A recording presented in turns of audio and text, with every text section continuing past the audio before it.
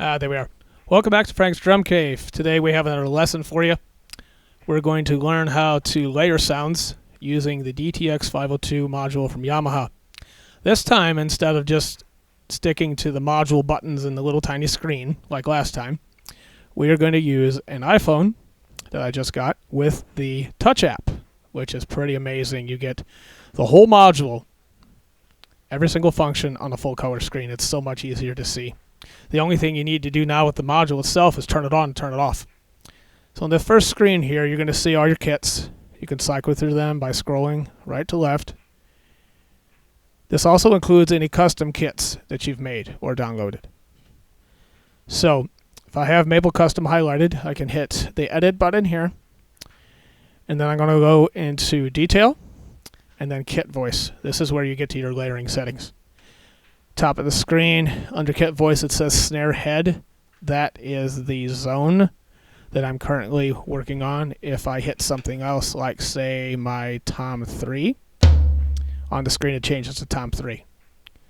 If you don't want to use a drumstick and you're trying to be quiet, you can also use the arrows to change the zone. Now, some guys like me are a little more old school. They got bad hands, so they don't want to use the touchscreen as much, so you can simply change to different things using your drumstick and hitting the head if you don't have to worry about being quiet. So I hit my snare. Now I am editing snare head. I got layer A here and layer B, and then you've got the menu here that says off, stack, crossfade, and velocity swing. Those are the 4 kinds of layering options that you have, like the main options for this particular zone. So today we're just going to stack sounds, so I'm going to hit stack, and then I'm going to hit layer B. Now it'll say under here snare 00 no assign. That means there's no sound. Excuse me. Since there's no sound, I need to assign something to that, so we're going to hit here. This will take us to the kit voice select screen. Then we can pick between all these different groups, kick or snare or cymbal, hi-hat, percussion, so on and so forth, to get the kind of sound we want. I'm going to pick a percussion sound. Let's see. Everybody likes more cowbell, so let's pick that. Then I'm going to hit the back button. Now if you go to layer A, you see you have the Maple Custom. And then on layer B, you have Cowbell 2. And again, if you want to stack those sounds, and it says off, you just hit stack. Now they're stacked. Grab my drumstick here, and let's see how this sounds.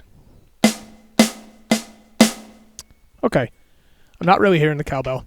So what I'm going to do is I'm going to go to layer A, and I'm going to turn down the actual Maple Custom layer A sound. I'm going to turn the volume down. I turn that down to, say, 65. 63, good enough. Now let's hit it again. Lots of cowbell there, but not quite enough snare. So, hit layer B. Let's turn down the cowbell to 90.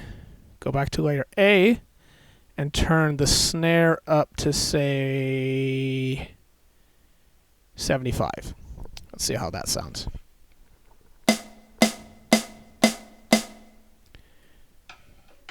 Now the other cool thing you can do with electronic drums is you can change the pitch on anything.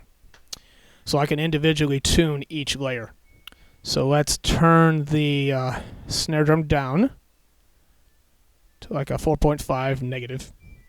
And then layer B, let's really crank that down. It's way too high pitched. Let's turn that down to a minus 9.2. Let's see how that sounds. There you go. I bet you never heard a cowbell like that before.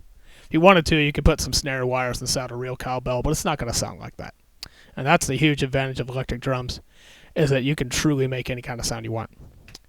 Now, let's say with the Yamaha module, I have a 3-zone pad connected to my snare, which I do, and I want to do something else on the snare drum.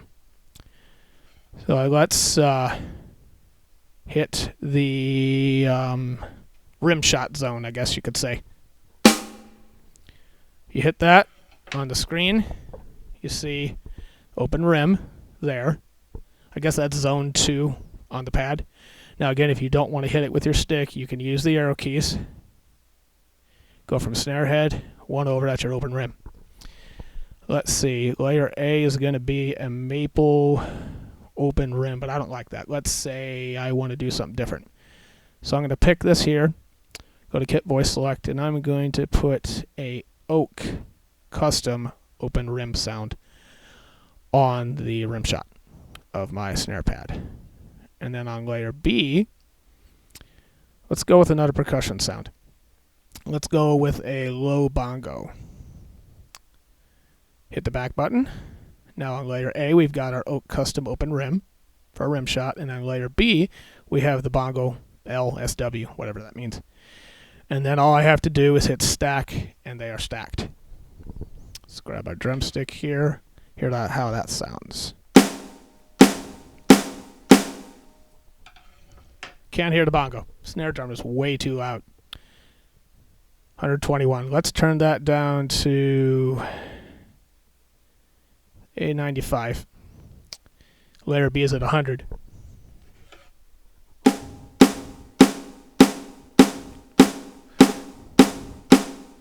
Now, just to give you a difference of what it sounds like without the bongo, all you have to do is go and hit off there.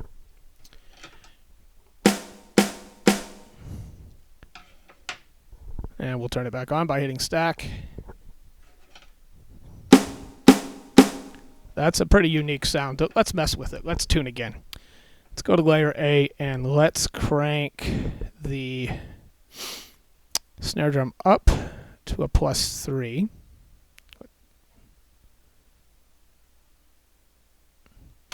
And then let's crank the bongo down to a -7.9. I guess that's good. Here's how this sounds. That's a nice, meaty rim shot with a lot of cut. Pretty cool. And again, if you want to do different things with the layers other than just volume and tuning, you've got things like panning and decay, cutoff frequency. I'm not sure what that is, actually. If someone wants to hit that up in the comments and explain what that is, that'd be awesome. Looks like you could change the MIDI note and the MIDI channel.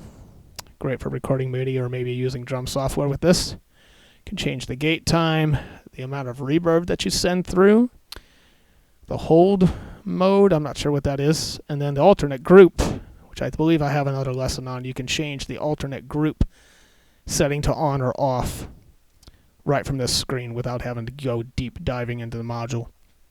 This is a huge time saver, guys. I highly recommend it. Anyone who has any electronic drum set, if there's an app for it, get the device that you need to run the app, because that really makes these modules come alive.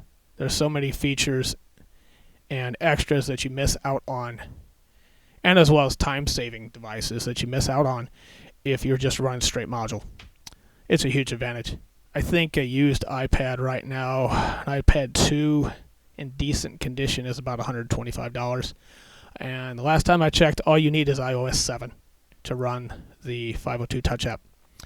So, honestly, I would definitely recommend that you do that, especially if you have a Yamaha kit. There's so many apps for Yamaha kits out there, and most of them are not on Android. It really makes a difference in your practice time and your drumming and how much time you have to spend editing things.